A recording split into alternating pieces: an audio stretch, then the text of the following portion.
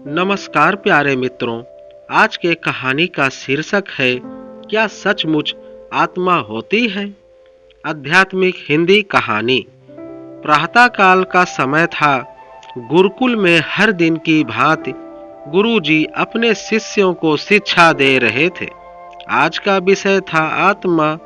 आत्मा के बारे में बताते हुए गुरुजी ने गीता का यह श्लोक बोला, नैनम छिन्दन्ते शस्त्राणि नैनम दहति पावकाः न चैनम कलेन्दे तापो न सोयत मारुतः।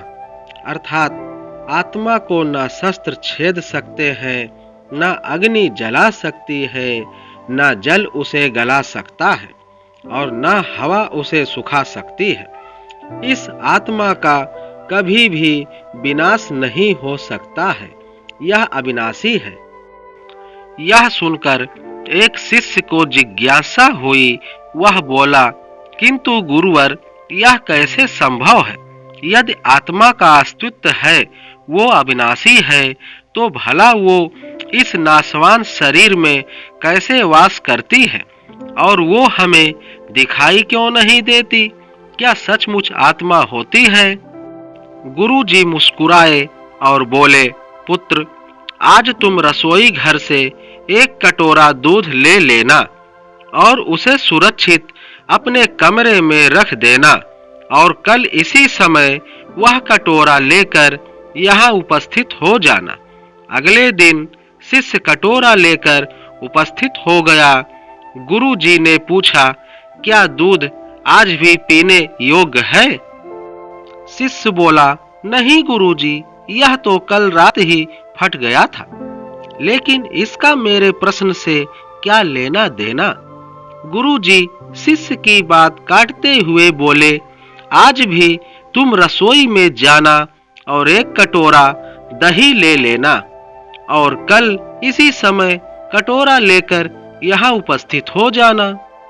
अगले दिन शिष्य सही समय पर उपस्थित हो गया। गुरुजी ने पूछा, क्या दही आज भी उपभोग हेतु ठीक है? शिष्य बोला, जी हाँ गुरुजी, ये अभी भी ठीक है।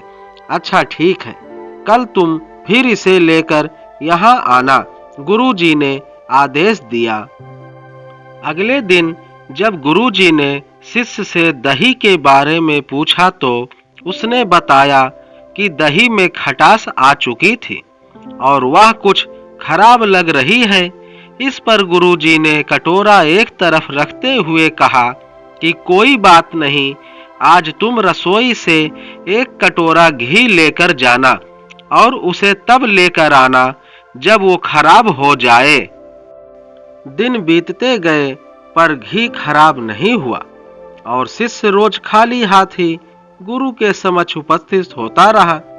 फिर एक दिन शिष्य से रहा नहीं गया और उसने पूछ ही लिया, गुरुवर, मैंने बहुत दिनों पहले आपसे प्रश्न किया था कि यदि आत्मा का अस्तित्व है, वो अविनाशी है, तो भला वो इस नाशवान शरीर में कैसे वास करती है और वो हमें दिखाई क्यों नहीं देती? क्या सचमुच आत्मा होती है? पर उसका उत्तर देने की बजाय आपने मुझे दूध, दही, घी में उलझा दिया। क्या आपके पास इसका कोई उत्तर नहीं है? इस बार गुरुजी गंभीर होते हुए बोले, वत्स, मैं ये सब तुम्हारे प्रश्न का उत्तर देने के लिए ही तो कर रहा था। देखो, दूध, दही और घी सब दूध का ही हिस्सा है, लेकिन दूध एक दिन में खराब हो जाता है, दही 2-3 दिनों में, लेकिन शुद्ध घी कभी खराब नहीं होता।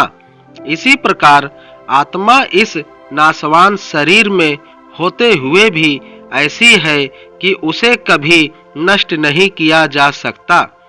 ठीक है गुरुजी, मान लिया कि आत्मा अविनाशी है, लेकिन हमें घी तो दिखाई देता है पर आत्मा नहीं दिखती। शिष्य गुरुजी बोले, घी अपने आप ही तो नहीं दिखता ना, पहले दूध में जामन डालकर दही में बदलना पड़ता है। फिर दही को मथकर उसे मक्खन में बदला जाता है। फिर कहीं जाकर जब मक्खन को सही तापमान पर घंटों पिघलाया जाता है, तब जाकर घी बनता है। हर इंसान आत्मा का दर्शन यानी आत्म दर्शन कर सकता है, लेकिन उसके लिए पहले इस दूध रूपी शरीर को भजन रूपी जामन से पवित्र बनाना पड़ता है। उसके बाद कर्म की मथनी से इस शरीर को दीन दुखियों की सेवा में मथना होता है और फिर सालों तक साधना व तपस्या की आंच पर इसे तपाना होता है। तब जाकर आत्म दर्शन संभव हो पाता है। शिष्य गुरु जी की बात अच्छी तरह से समझ चुका था।